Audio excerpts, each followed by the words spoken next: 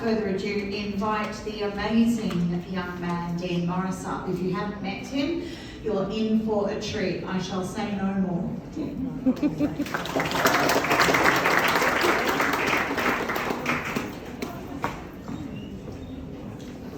Hi, my name is Dan Morris. I'm 18 years old and I'm currently studying a double major in university, engineering and management. I'm working 3 jobs. I'm moved out, so I'm living in campus, living a good life there.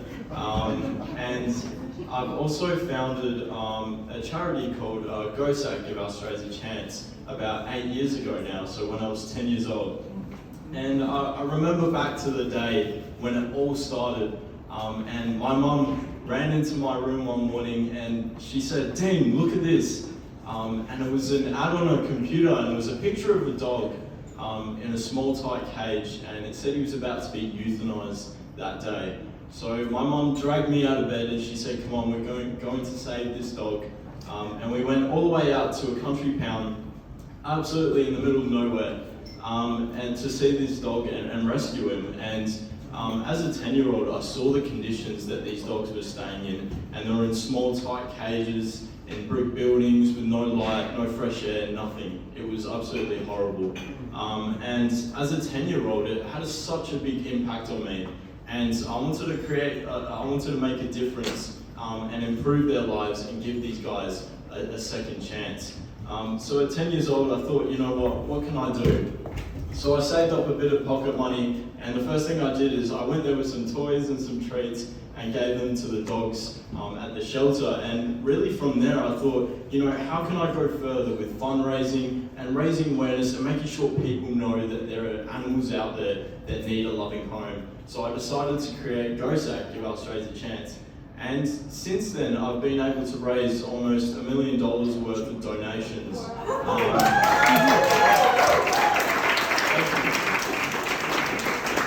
And it's been an absolutely amazing journey, and I've worked with so many animal rescues and wildlife rescues to help save countless animal lives, which has been absolutely amazing.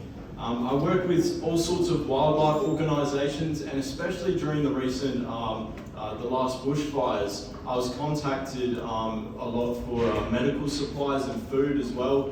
So I worked with all sorts of businesses, medical supplies, hospitals, to get these donations to the volunteers so that they could actually help these injured animals. And I actually delivered over a ton of food out to the fire grounds because there were absolutely nothing left there. So creating food stations for when the animals return, they'll actually have something to eat. I actually work closely with the homeless as well. A lot of homeless people actually have pets on the streets, and they feed their pets before they even feed themselves. So I decided to get involved and spread out some care packages with pet supplies so that they could take care of their pets and worry about feeding themselves. I did a similar thing with COVID-19 as well. A lot of families were at financial risk. So I partnered up with the Animal Rescue Corporation and Pet Bond Foundation to supply a program called the Act of Kindness Operation. And we worked together and we went to all these families at financial risk across Perth to supply them with care packages and supplies they needed to take care of the animals so they could worry about their families in that time of need. I've worked with so many animal rescues, wildlife organisations, and what I do is just distributing the resources to everyone so that we can all take care of the animals that we have in our care. And it's been absolutely amazing. I've worked with so many different organisations, such as City Rotary, who are doing a fantastic job with homelessness within the community. I've worked with businesses such as City Toyota, Bendigo Bank, and I also work really closely with the media of Perth, because the biggest part of what I do is raising awareness and making sure that people know that there are animals out there that need a new home and a second chance. So I'd like to bring everyone together, businesses, the community, media, to really create a wholesome goal of just helping these animals. I would like to raise an issue that hopefully will be addressed in Parliament shortly, but due to the housing crisis, a lot of shelters are really full at the moment. And many landlords, when faced with a decision between a family with pets and those without, will choose those without. And therefore, you can imagine it would be quite a hard decision choosing between losing your accommodation or losing your pet. And a pet is, for me, is a part of your family. They're not a commodity, and they're not a losable asset. So I really hope this will be addressed in Parliament shortly. But we have such a great government here that we can actually raise issues like these and create change for a better world, not only for us, but for our furry friends as well. And most recently, I've actually been able to publish my own book, Saving the World One Stray at a Time. And it's really all about my story into animal rescue, and also about how people can make a difference in their community as well.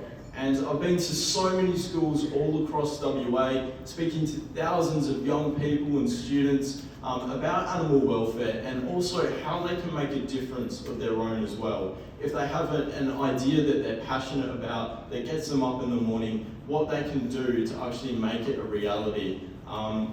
And for me, I was so lucky to have amazing supporting parents like my mum is here today, supporting me.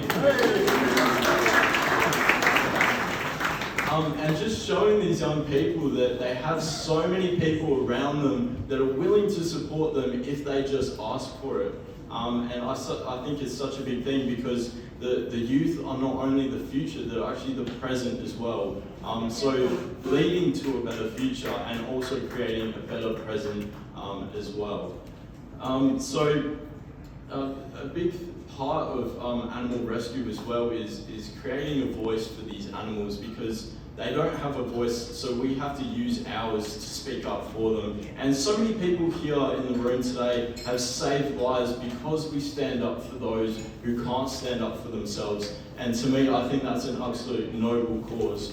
And it's amazing to stand in a room with so many people that are just amazing at giving these animals a better life.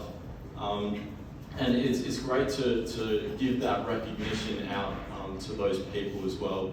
And I'd like to say a big thank you to Lisa Baker for organising all this, and to all those who work so hard and tirelessly for this cause. And I can imagine how much you would sacrifice to be able to do this as well, because I certainly do. And to everyone, my organisation is always here.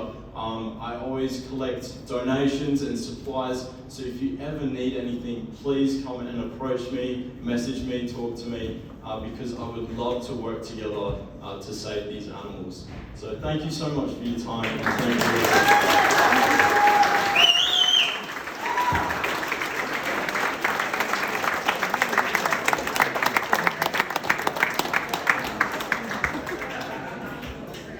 Told you. I'm very lucky that Lisa O'Malley, my colleague, member for Victon, introduced me to Dean, and I think it was wasn't it, Dean? Yeah, I think Lisa introduced me. It's a Lisa thing. It's a Lisa thing, yeah. And thank you for all you do. But thank you to everyone.